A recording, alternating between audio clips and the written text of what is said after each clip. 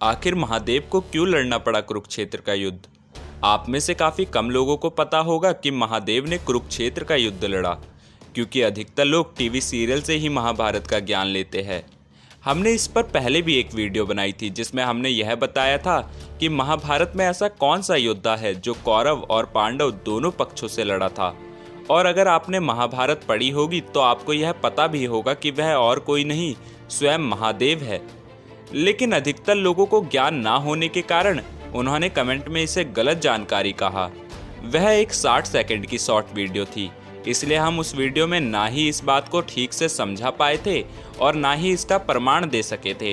हालांकि मैंने कमेंट में बता दिया था कि यह वृत्तांत द्रोण पर्व का है, लेकिन आज के इस वीडियो में हम आपको विस्तार से बताएंगे कि महादेव ने क्यों और कैसे लड़ा था महाभारत का युद्ध, और अगर उन्होंने लड़ा था तो एक दिन में यह खत्म क्यों नहीं हुआ। लेकिन उससे पहले अगर आप हमारे चैनल पर नए हैं तो वीडियो को लाइक और चैनल को सब्सक्राइब अवश्य करें। महाभारत युद्ध के 15वें दिन जब पांडव छल से कौरवों के सेनापति द्रोणाचार्य का वध कर देते हैं तो अश्वत्थामा क्रोधित होकर नारायण अस्त्र का संधान कर देते हैं। जब पांडव सेना का भारी विध्वंस होने लगता है और जब तक स्थिति को काबू किया जाता तब तक वहां महर्षि वेदव्यास और नारद मुनि भी आ जाते हैं। और अश्वत्थामा को रोकने के बाद जब सब चले जाते हैं तो अर्जुन वेदव्यास जी के पास जाकर कहते हैं, महर्षि, जब मैं अपने निर्मल बाणों द्वारा शत्रु सेना का संहार कर रहा था उस समय मुझे दिखाई दिया कि एक अग्नि के समान तेजस्वी पुरुष मेरे आगे चल रहे हैं। वह जलता हुआ त्रिशूल हाथ में लेकर जिस ओर जाते उसी दिशा में मेरे शत्रु विदीर्ण हो जाते थे। उन्होंने ही मेरे समस्त शत्रुओं को मार भगाया है, किंतु लोग समझते हैं कि मैंने उन्हें मार भगाया है।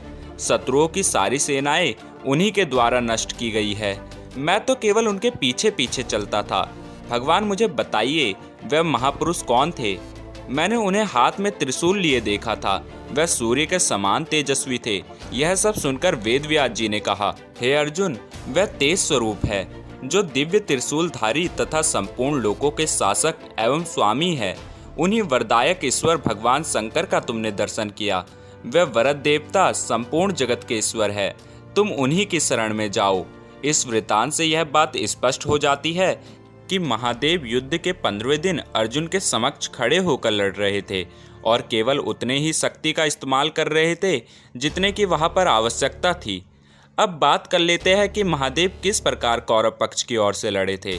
जब दुर्योधन की मृत्यु हो जाती है और युद्ध समाप्त हो जाता है, परंतु तब भी अश्वत्थामा अपने प्रतिशोध की अग्नि में जल रहा होता है, तो वह कृपाचार्य और कृतवर्मा के साथ रात्रि में ही पांडवों के शिविर पर आक्रमण कर देता है। वह जब पांडवों के शिविर के पास पहुंचता है तब वहां एक तेजस्वी पुरुष पांडवों के शिविर की रक्षा कर रहा होता है। अश्वत्थामा उसे एक साधारण सैनिक समझकर उस पर बाणों की वर्षा करना प्रारंभ कर देता है, पर अश्वत्थामा के सारे बाण उस पुरुष तक पहुंचने से पहले ही खत्म हो जाते हैं। और जब अश्वत्थामा अपनी तलवार उठाकर उस पर आक्रमण कर देता है, परंतु तब भी अश्वत्थामा उससे जीत नहीं पाता। अश्वत्थामा पांडवों से अपना प्रतिशोध लेना चाहता था, परंतु तेजस्वी पुरुष ना ही अश्वत्थामा पर सामने से आक्रमण कर रहा था और ना ही अश्वत्थामा को आगे बढ़ने दे रहा था। यह देखकर अश्वत्थामा ने महादेव की स्तुति की और कहा, इस समय अपने ही दुष्कर्म के कारण मुझ पर यह भय आ पहुंचा है कि द्रोणाचार्य का पुत्र किसी प्रकार से युद्ध में पीछे नहीं हट सकता, परंतु मैं क्या करूं? यह तेजस्वी पुरुष मेरे मार्ग में विघ्न डाले हुए खड़ा है। भगवान शंकर तपस्या और पराक्रम में सब देवताओं से बढ़कर है, अर्थात मैं जटाधारी महादेव की शरण लेता हूँ। वह महातेजस्वी पुरुष और कोई नहीं बल्कि महादेव के ही आत्मस्वरूप है। अश्वत्थामा की प्रार्थना सुनकर महादेव वहां भयभीत अश्वत्थामा के सामने प्रकट हो जाते हैं। वह जानना चाहते थे अश्वत्थामा के अंदर कितना तेज है और वह रात्रि के समय जो महान संहार होने वाला था वह उसे भी देखने की इच्छा रखते थे, इसलिए वह वहां आ पहुंचे। तदंतर उन्हें वहां आया देख अश्वत्थामा ने बिना डरे हुए खुद को उनके चरणों में समर्पित कर दिया और कहा, भगवान, आज मैं अंगिरस कुल में उत्पन्न हुए अपने शरीर की प्रज्वलित अग्नि में आहुति देता हूँ, आप मुझे ग्रहण कीजिए। ऐसा कहकर द्रोण कुमार अश्वत्थामा प्रज्वलित अग्नि से प्रकाशित हुई उस वेदी पर चढ़ गया और प्राणों का मोह छोड़कर आग के बीच में बैठ गया। अश्वत्थामा को ऐसा करता हुआ देख महादेव ने हंसकर कहा, अनायास ही महान कर्म करने वाले श्री कृष्ण ने सत्य, सरलता, त्याग, तपस्या, नियम, क्षमा, भक्ति, धैर्य, बुद्धि और वाणी के द्वारा मेरी आराधना की है। अतः श्री कृष्ण से बढ़कर दूसरा मुझे कोई परम प्रिय नहीं है।